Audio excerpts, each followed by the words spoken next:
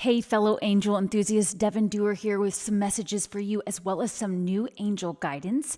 You know that I always set the intention that this guidance be meant for you whenever you come across it. Today, I am recording this on July 9th, 2022. However, because I put that intention in, whenever these messages reach you is the time that there may be messages for you. The angels know when and how this message is going to reach you. So I want to encourage you that if anything stands out for you, please go write it down in your book of evidence. Wherever you track your intuition, your intuitive abilities, we are all intuitive. You have them. You were born with them. It's just about figuring out how you use them, how you receive messages that are always available to us. What I want to offer to you to maybe try to do is occasionally go back and watch some previous angel messages on my YouTube channel and see how they played out for you over time. And that hindsight, that 2020 hindsight, can help you begin to see and track and trace the way you're getting messages from your angels, your guides, your passed away loved ones, your higher self. So keep that in mind that as I go through these messages that I have from the angels, you may want to see how this is building on past angel messages that are available on there for you. Okay, I want to remind you that this week is my online coffee with Devon. All you have to do is sign up for my free newsletter at devonduerr.com. It's a free monthly event, a round table for people who love angels, who love deep spiritual conversation. Whether you're a total newbie or you've been doing this your whole life, you are invited. You also do not have to participate. We often have people who have to connect from work or on their drive or other things that they're doing, so they leave their video and mic off. But we love to have you there, have the energy there. All ships rise with the tide. So no matter whether you're there to just listen or you're there to contribute, we're happy to have you. So just make sure you're signed up for that free newsletter of mine at devonduerr.com. And that way you get the Zoom login details because it's on Zoom. We have people connect from all over the world. And it is this Wednesday, July 13th, 2022 at 10 a.m. Central. However, know that if you can't make it this time, it's the second Wednesday of every month. So I sure would love to have you there. In the beginning, I offer some angel messages for those in attendance. So I'd love to have you there to see if any of those messages resonate with you as well. But of course, we're going to get into this guidance right now. So the energy's been pretty tough, right? A lot of us have been working on trying to solve some problems. When I connect with the angels before I came on here, I always say a prayer of protection to make sure I'm only connecting with the highest vibrational beings. And I first ask, what's the overall energy? Because like I said, whenever you come across this message, pay attention to what resonates with you. Because it's a group message, there may be things that don't resonate, so just leave them behind. If something does catch your attention, write it down in your book of evidence, but try not to spend too much time interpreting it because it can make more sense when you go back and listen, okay? So just make sure you're tracking it and paying attention. So the problem solving that we've been working through right now for a lot of us has to do with career and finance. We're really trying to figure out what's the next step to take. We've made plans for ourselves. We set intentions back in January, maybe even a couple years ago. Things have been slowly building, but we all know that energy's been moving really slowly. So I got that the guidance for a lot of us has to do with figuring out where we're going next. For those of you who may be retired or not working at the moment, this problem solving, they told me, was more around your next step to take on your spiritual journey. So maybe you've been trying to decide what class to take next, what to study next. So they want to encourage you that they're aware that these are things that have been on your mind. And if you listen to last week's message from June 30th, they talked a lot about making sure we don't dwell on things too much. When we sit and dwell on something, we add dense energy to it, and it can actually block things from coming to us. So make sure that you write down what the issue is, you ask the angels for help, and then you go on to something else to get out of that energy because we want to keep the energy flowing. I love pocket affirmations, really easy ones to say.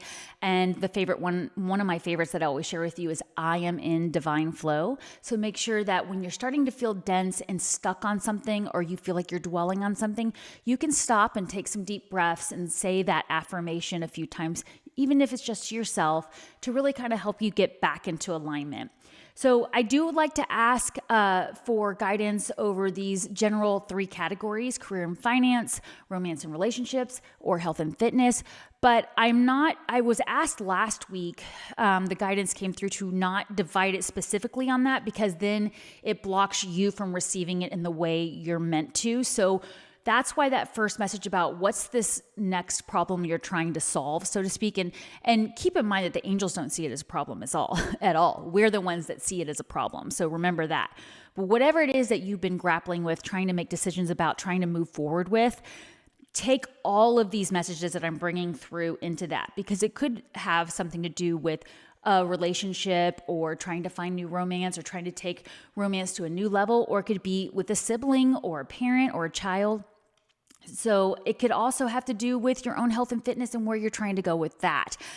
This is my birthday month. My sun sign is in Cancer. I have my birthday coming up in a few weeks, and my gift to myself is really trying to get even cleaner with my eating. I definitely was having a lot of fun in June, and really a lot of stuff left over from the pandemic, just habits that I've been trying to clean through, and I decided that was going to be my birthday gift. So I definitely got some fun messages for myself.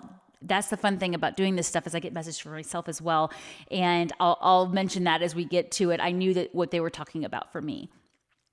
So the very first thing they wanted to mention is, whatever this issue is that you're trying to solve, there's someone still that needs forgiveness. It could be yourself. It could be somebody from your past.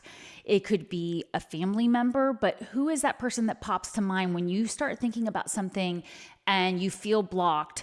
Who comes to mind? A lot of times, especially if this is something to do with career and finance, it's really us that we need to forgive ourselves for maybe decisions we've made in the past, maybe decisions that we didn't really want to do. We knew it wasn't in our highest interest, but we just felt like we should do it. So think about that. A lot of times it's ultimately ourselves we're needing to forgive, because we allowed somebody to take advantage of us. We gave our power away to something or to some idea in society. Remember, we've been highly conditioned by society to do certain things.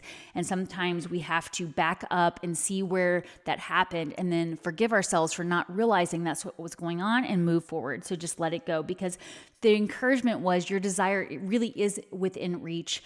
You are getting there. It's right at your fingertips. So they want you to know it's right there. And for the most part, it's really only ourselves that are holding us back. So think about where in your life you might be holding yourself back due to fear, due to what you feel is someone else's expectations, or maybe your own expectations. I often like to say one of my greatest spiritual mentors was my grandmother on my mother's side. And she would always listen to someone else's complaints about a relationship. She was a really amazing listener. And she didn't really offer a whole lot of advice. She would just listen and hold space.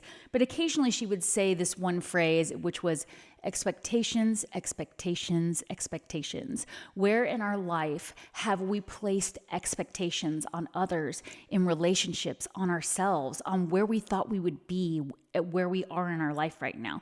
So remember that sometimes we're expecting others to know our heart. We're expecting others to do things the way that we want them to do them, or we're expecting things to just be different. And so if you can identify that and step out of that, that can really help you. And that's what they're saying is, your desire really is within reach here. Okay, so moving on to the next message, which, like I said earlier, definitely resonated for me for my birthday gift I'm giving to myself, about finding new ways to be healthy and bring more excitement into eating cleaner and everything. The message came up about thinking about the way a child would approach it.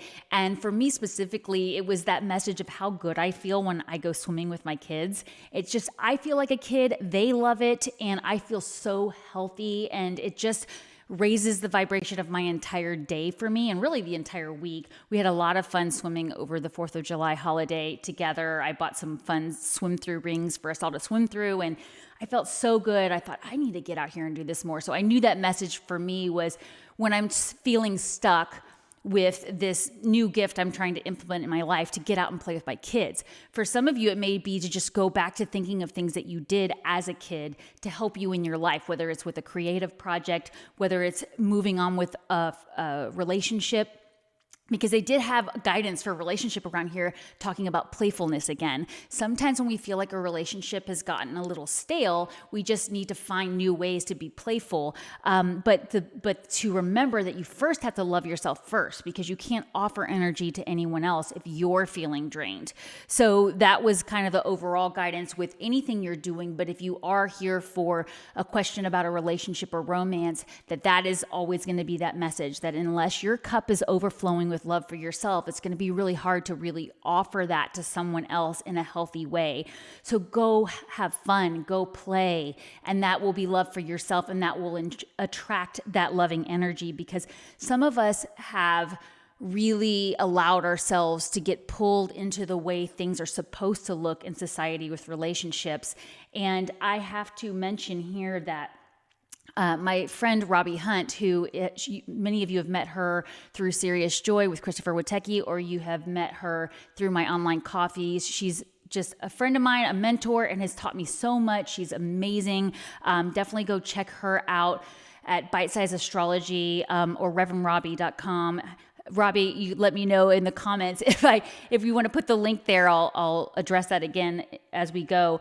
But I wanted to let you know that she's taught me a lot about ceremony and how much we as a species long for that to be more in our lives. So for those of you who are here for, questions around solving a problem, especially with relationships, think about where ceremony might bring that energy back into your life. But this can also have to do with other areas of your life where maybe we need to put more ceremony into our morning routines so that we're ready to work on that creative project. Or maybe it's the evening, but where in your life could you do that? And so I wanted to mention that because that came through so strong for me about ceremony. And so again, Robbie Hunt, thank you so much for that amazing advice you've offered me and taught me. And we're going to be talking about this more, she and I. So I just wanted to mention that now because it came through so strongly.